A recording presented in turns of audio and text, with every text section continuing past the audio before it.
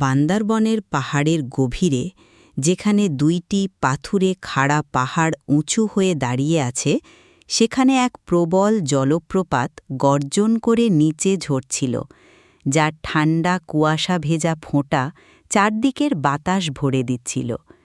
এই জলের পর্দার ঠিক আড়ালে ছিল এক অন্ধকার গোপন গুহা, এমন এক জায়গা যেখানে কেউ কোনোদিন ঢোকার সাহস করে না।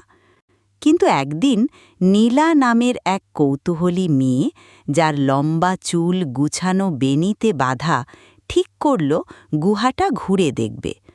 সে সতর্কভাবে শীতল পানির ভেতর দিয়ে হাঁটতে হাঁটতে এগিয়ে গেল এবং জলের পর্দার আড়ালে সরে গেল।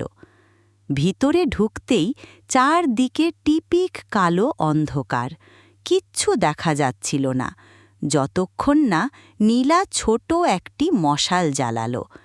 মশালের আলোয় দেখা গেল গুহার দেওয়ালগুলো অসংখ্য ছোট ছোট স্ফটিকের মতো ঝিলমিল করছে। হঠাৎ ছায়া থেকে বেরিয়ে এলো ছোট্ট নীল রঙের এক ড্রাগন, আকারে ঠিক যেন একটি বাচ্চা কুকুরের চেয়ে বড় না। তার ডানা ছিল নরম আর চোখ দুটি ছিল খুবই কোমল ও স্নেহভরা। আমি জুড়ি, ওটা ফিসফিস করে বলল, আমি এই ইকো কেভের পাহারাদি। এখানে তুমি যে কোনো ইচ্ছে করলে তা নিরাপদে রক্ষা পাবে। নীলা আস্তে করে ফিসফিসিয়ে বলল, আমি এই জলপ্রপাতের গোপন রহস্য দেখতে চাই।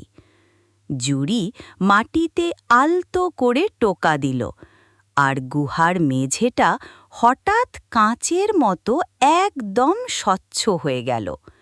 নিচে নীলা দেখতে পেল এক জাদুকরী জগৎ, যেখানে জল জলে গাছ আর সাঁতার কাটা আলোর ঝিলিক ভেসে বেড়াচ্ছে। এটা ওয়াটারফল ওয়ার্ল্ড, জুড়ি বুঝিয়ে বলল। এটা স্বপ্নের এক স্থান।